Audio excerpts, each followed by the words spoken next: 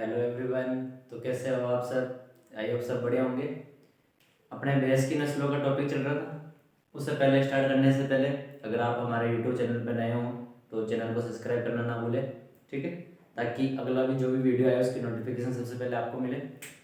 कोई ना, चलो स्टार्ट करते हैं अपन। इससे पहले वाले वीडियो में अपन ने किस किस नस्लों के बारे में बात कर चुके हैं? मुर्रा, मेहसाना और बदावी, 3 नस्लें पढ़ चुके हैं। उसके बाद में अगली अपनी जो नस्ल है वो कौन सी है? नीली रावी। अगली जो नस्ल है वो है अपनी नीली रावी। भैंस की नस्ल है नीली रावी। ये इसका उत्पत्ति स्थान कहाँ है? इसका उत्पत्ति स्थान जो सतलज नदी का क्षेत्र है, इसका उत्पत्ति स्थान क्या हो जाएगा? उत्पत्ति स्थान जो रावी व सतलज नदी का जो क्षेत्र है, रावी व सतलज नदी का जो क्षेत्र है, ये इसका क्या हो जाएगा? उत्पत्ति स्थान। ये कहाँ पर है? पंजाब में है, ठीक है। कहाँ पर है? पंजाब। इसके बाद में इसका वितरण क्षेत्र, भाई ये अपने राजस्थान में भी कहाँ कहाँ पाई जाती है? वितरण क्षेत्र में ये ज़्यादातर कहाँ कहाँ पाई जाती है? गंगानगर, दूसरा हनुमानगढ़ और अनूपगढ़, ठीक है। मोस्टली तो ये यहाँ ज़्यादा पाई जाती है। इसके बाद में इसके शारीरिक लक्षण देखे कि अपन इसको देख के कैसे पहचानेंगे कि भाई ये नीली रावी नस्ल है, ठीक है। शारीरिक लक्षणों में क्या इसकी मेन विशेषता है? रंग तो इसका काला ही होता है, लेकिन जो इसके शरीर है उस पर 5 जगह सफेद रंग के धब्बे पाए जाते हैं, ठीक है। जैसे कि नीचे वाले जो चारों पैर हो गए वहाँ, पूंछ का नीचे का हिस्सा, माथे के ऊपर, मजली के ऊपर, आंखों की तरफ, ठीक है। यहाँ पर इनके क्या सफेद रंग के धब्बे पाए जाते हैं। तो शारीरिक लक्षण के अंदर अपन रंग के अंदर लिखेंगे, रंग होता है इसका काला व शरीर पर सफेद रंग के धब्बे, क्या हो जाएंगे? सफेद रंग के धब्बे हो जाएंगे, ठीक है। एक तो सिर के ऊपर मिलेगा आपको, एक पैरों पे मिलेगा, एक पूंछ पर मिलेगा, एक मजल पे मिलेगा और एक आँख के ऊपर मिलेगा, ठीक है। तो ये मिल गया। उसके बाद में इसकी जो आंखें हैं वो याद रखनी है, बिल्ली जैसी होती है, बिल्ली जैसी कजरी आंखें होती है इसकी। कैसी होती है? बिल्ली जैसी कजरी आंखें। ये तो क्या हो गया इसका शारीरिक लक्षण।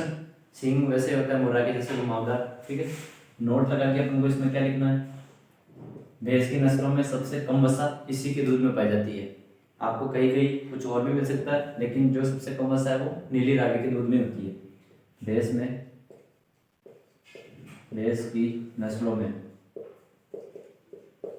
सबसे कम वसा प्रतिशत क्या हो जाएगा इसमें? सबसे कम वसा प्रतिशत कितनी है? 4% वसा, ठीक है। कितनी हो जाएगी?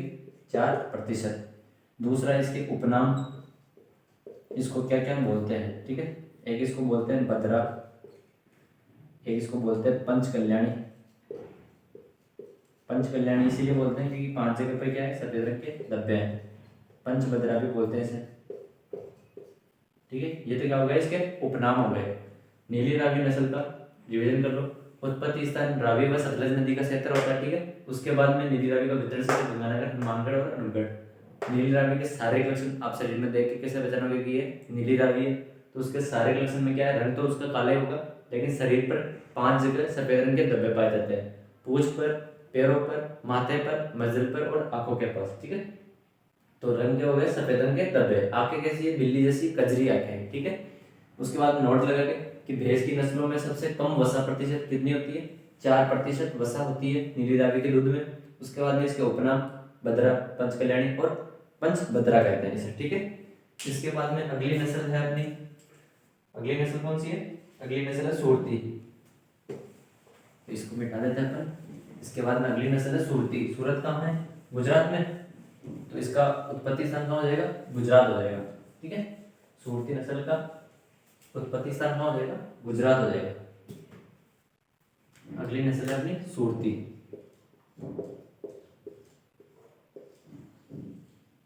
ठीक है। तो इसका उत्पत्ति स्थान कहाँ है? इसका उत्पत्ति स्थान है सूरत, गुजरात। उत्पत्ति स्थान कहाँ हो जाएगा इसका? सूरत, गुजरात में हो जाएगा। सूरत, गुजरात। वितरण क्षेत्र इसका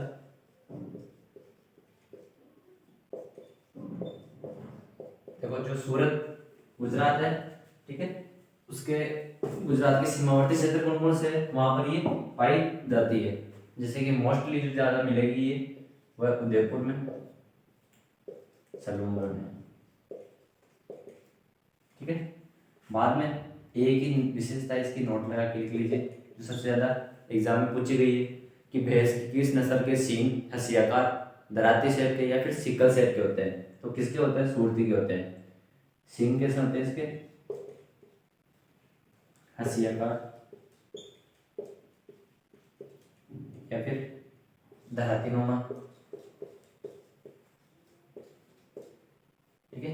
हंसियाकार या दराती नुमा एक ही चीज है, सिकल शेप। जो फसल काटने की आती है ना दराती, अपने लोकल लैंग्वेज में अपन मारवाड़ी में बोलते हैं, दातरी वगैरह बोलते हैं, वैसे इसके सींग होते हैं, ठीक है। तो एक ही क्वेश्चन आता है कि हंसियाकार या दराती नुमा सींग किसके होते हैं, तो वो होते हैं सूरती के होते हैं, ठीक है। इसके बाद में अगली नस्ल है अपनी जाफराबादी, ठीक है। अगली नस्ल कौन सी है, जाफराबादी, जिसका उत्पत्ति स्थान कहाँ है, काठियावाड़, गुजरात, ठीक है। अगली नस्ल कौन सी है अपनी, जाफराबादी, जिसका उत्पत्ति स्थान कहाँ है, काठियावाड़, गुजरात, जाफराबादी। मेन क्या क्या विशेषताएं हैं, क्या क्या शारीरिक लक्षण है, वो देखते हैं अपन इसके। पहले तो इसका उत्पत्ति स्थान, उत्पत्ति स्थान कहाँ है, काठियावाड़, काठियावाड़ गुजरात में, ठीक है। उसके बाद में इसका वितरण क्षेत्र, गुजरात की जो सीमा के टच में अपने जो जिले हैं, जैसे कि जालोर, सांचौर वगैरह, वहाँ पर ये ज़्यादा पाई जाती है, जालोर, सांचौर, ठीक है। थोड़ा भाग बाड़मेर का भी है।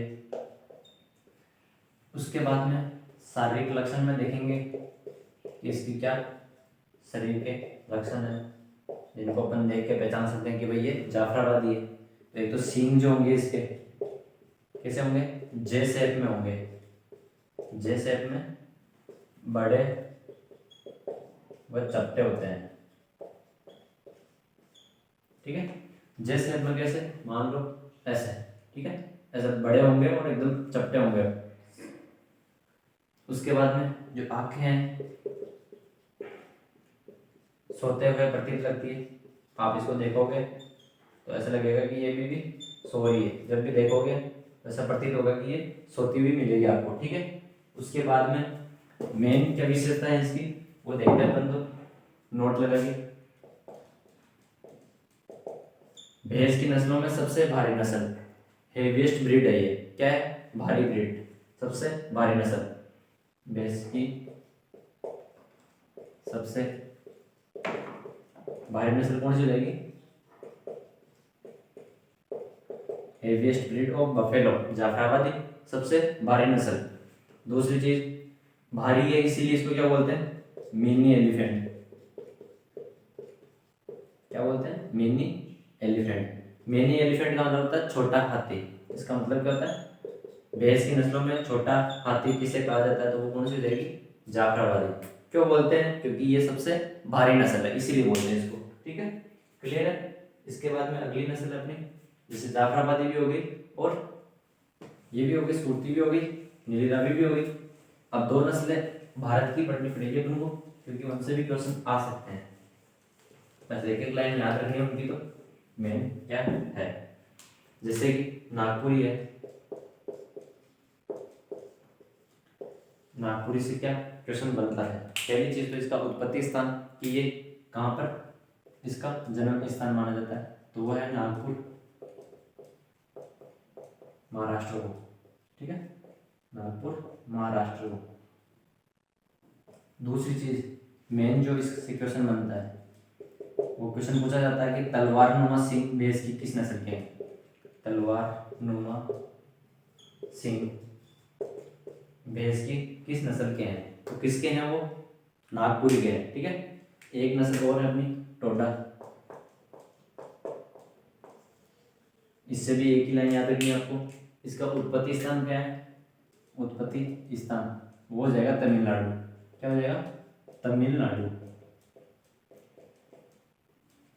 इसकी क्या विशेषता है? नोट लगा के लिख लीजिए कि सबसे लड़ाकू नस्ल है।